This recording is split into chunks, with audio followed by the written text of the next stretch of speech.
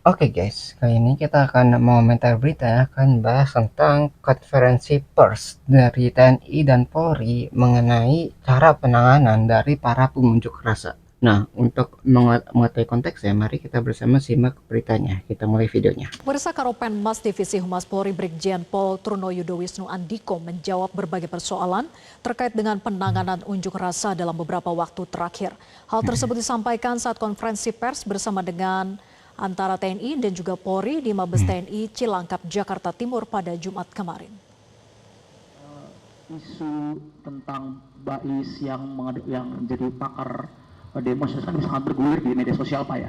Nah, dari Mabes Polri sendiri apakah sudah ada pemetaan untuk mencari-cari siapa di balik-balik akun-akun yang mengadu domba ini? Ya, Apakah provokator sudah itu ya. Mabes Polri sudah melihat ada pihak-pihak tertentu yang sengaja menggoreng isu ini di media sosial sehingga masyarakat jadi bingung? Sudah ada penyelidikan ke sanakah? Itu pertama. Kedua, apakah nanti ke depan pihak BRIMOB dalam melakukan penjagaan demonstrasi akan ada evaluasi SOP terkait adanya hal seperti ini ketika mengetahui ada anggota intelijen atau BAIS misalnya berada di lapangan, apakah sudah evaluasi diri, tidak langsung foto, tidak langsung expose, atau seperti apa? Apakah ada pembenahan sendiri dari pihak Polri sendiri? Itu yang kedua. Yang ketiga, Pak, untuk Pak Kapuspen atau mungkin Pak Karo juga, ini kan banyak di media sosial yang bilang, Pak, skema para perusuh dalam merusak fasilitas umum, membakar halte, membakar gardu listriknya seperti fasilitas umum gitu ya. seperti sudah dilakukan oleh seorang ahli gitu. Mereka tahu tekniknya. Banyak di media sosial berbicara seperti itu. Seakan-akan sudah terorganisir, sudah direncanakan orang yang ahli gitu. Nah, rasanya kan sepertinya masyarakat umum agak sulit agak sulit melakukan hal-hal seperti itu.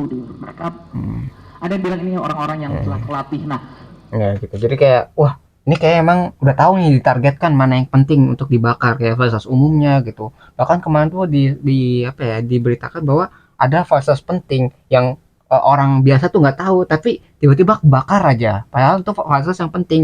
Ya misalnya kayak kayak yang berhubungan dengan internet gitu. Itu kan kadang orang nggak tahu itu kayak gimana bentuknya, tapi tiba-tiba kebakar aja gitu. Jadi kayak dari targetkan ya kayak fasilitas umum yang penting seperti itu. Itu jadi pertanyaan dari masyarakat.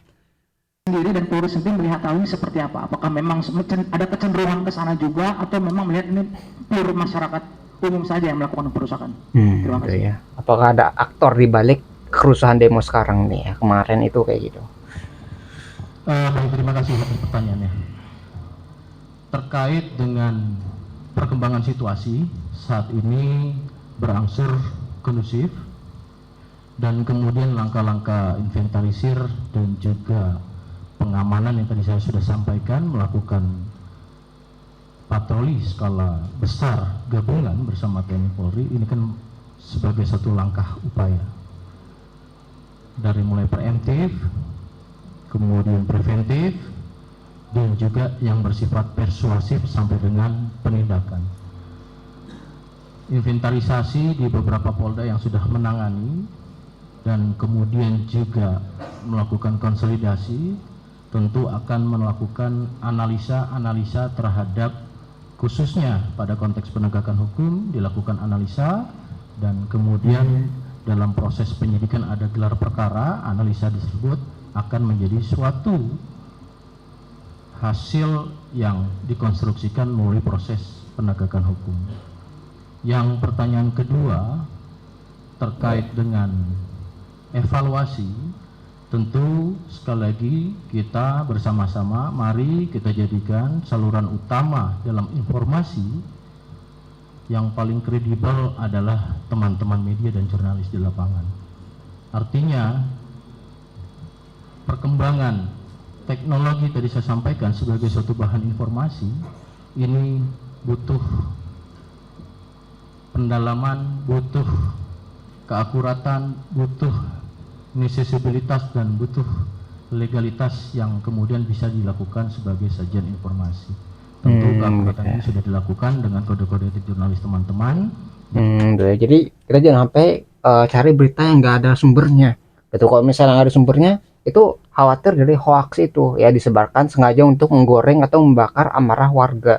Ya, jadi kalau misalnya berita dipastikan dulu ini benar-benar beritanya tuh sumber dari mana, siapa yang memberitakan, siapa yang bertanggung jawab atas berita ini. Karena kan kalau kita ngeliat berita tuh disampaikan siapa yang menulis beritanya, siapa yang mengumumkan, nah itu kan ketahuan orangnya. Kalau misalnya orang itu berbohong atau membuat berita palsu itu bisa ditangkap, bisa dihukum gitu karena tadi ada misinformasi atau berita hoax tadi yang disebutkan. Tapi kalau ini nggak ada sumbernya, itu kan siapa yang bertanggung jawab atas berita ini?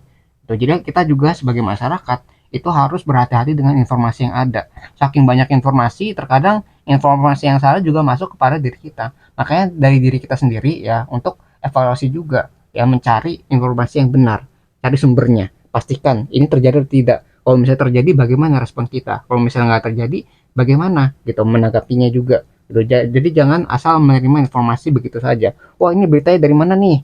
Gitu. Ada nggak buktinya? Ada nggak sumbernya? Itu yang harus kita lakukan sebagai masyarakat ya, yang berhati-hati atas informasi yang sekarang beredar gitu. Kasih ataupun konfirmasi kepada pejabat, tentu itu yang perlu dilakukan. Namun demikian, ini sebagai tadi kami sudah sampaikan oleh Pak Kapus Pen, ini sebagai suatu soliditas dan sinergisitas untuk ke depan tentunya Polri dan TNI atas perintah Bapak Presiden lakukan langkah-langkah pada konteks segera lakukan pemulihan keamanan pasca kejadian tersebut. Kemarin tuh yang rusuh kemarin tuh ya. Terkait dengan ini aktor-aktor di balik kerusuhan. Analisa kemudian nanti kita akan sampaikan dan konteksnya di sini saya tidak pada itu. Ya, terima kasih. Ya, karena nggak semudah itu ya untuk mencari aktor-aktor seperti ini. Harus ada penyidikan dulu nih. Siapa nih yang memberitakan? Siapa nih yang menyebarkan? Lalu ada nggak orang yang menyuruh orang-orang tadi yang menyebarkan ini untuk ke apa ya melakukan aksinya? Gitu. Jadi harus diselidiki sampai ujungnya gitu. Nggak sembarangan asal nuduh. Wah ini nih orangnya salah nih, nggak kayak gitu. Tapi harus selidiki. Oh ini benar nggak nih orang ini menyebarkan berita-berita bohong atau berita-berita yang memprovokasi gitu? Atau enggak? Kalau misalnya mereka tuh berani menyebarkan, ada nggak yang menyuruh? Itu jangan-jangan mereka tuh disuruh atau gara-gara dibayar gitu. Nah, itu semua orang yang terlibat harus ditindak juga. Itu nggak cuma yang menyebarkan, tapi orang yang menyuruhnya juga. Itu jadi harus ada penyelidikan lebih dalam lagi tentang siapa yang melakukannya dan apa keuntungan dari apa yang mereka lakukan. Jadi harus diketahui motifnya gitu kan. Pasti ada keuntungan yang mereka dapatkan ketika Indonesia itu kacau.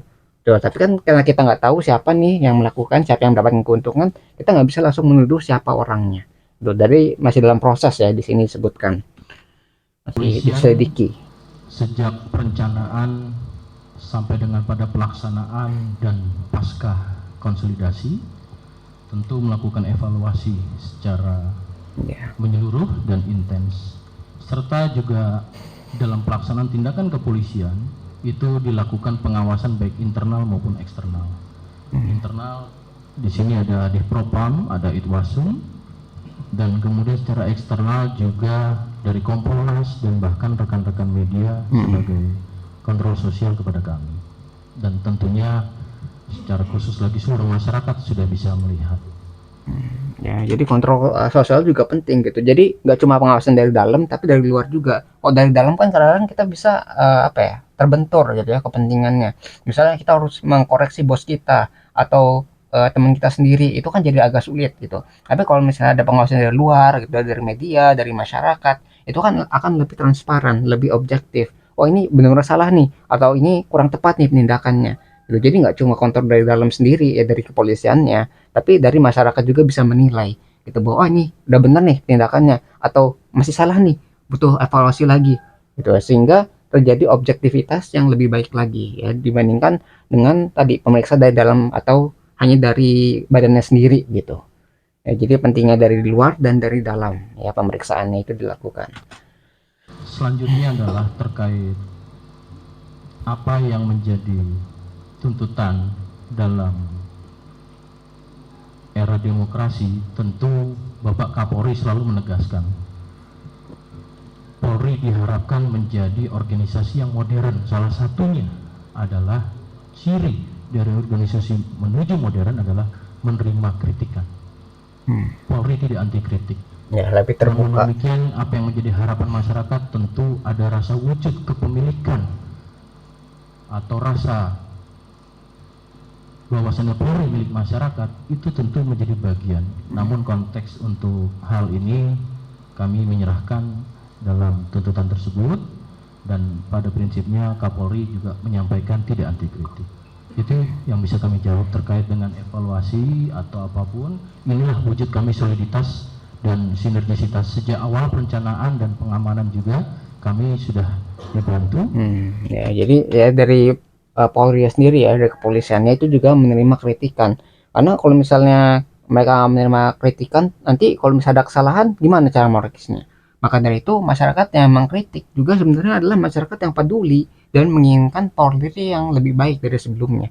Ya kalau misalnya masyarakat nggak peduli memberikan Polri begitu saja, berarti kan masyarakat udah nggak peduli tuh. Nah, tapi karena masyarakat sini, wah, karena saya ingin percaya sama Polri, percaya sama kepolisian, makanya saya kritik supaya Polri ini menjadi sesuatu yang lebih baik daripada sebelumnya. Karena tadi ya, masyarakat masih percaya dan masih berharap Polri ini bisa menjadi penegak hukum yang benar-benar bisa ini ya, mengamankan masyarakat dan mengayomi masyarakat sehingga terjadi keamanan yang diharapkan.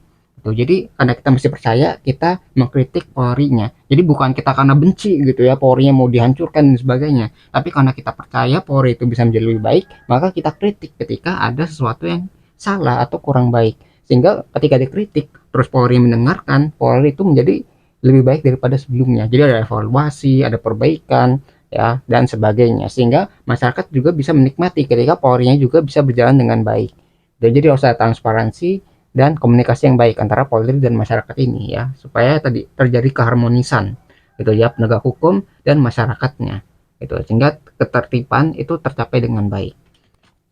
Kami dan tentunya harapan-harapan untuk pemulihan keamanan ini pada konteks konsentrasi saat ini, kita juga memohon untuk bersama-sama, karena kewajiban di Undang-Undang Nomor 9 Tahun 98 pada Ya, pasal 8 peraturannya. kalau tidak salah, peran serta aktif bertanggung jawab seluruh yang juga melakukan penyampaian pendapat dan seluruh elemen masyarakat. Itu yang bisa kami sampaikan. Terima kasih, Mas.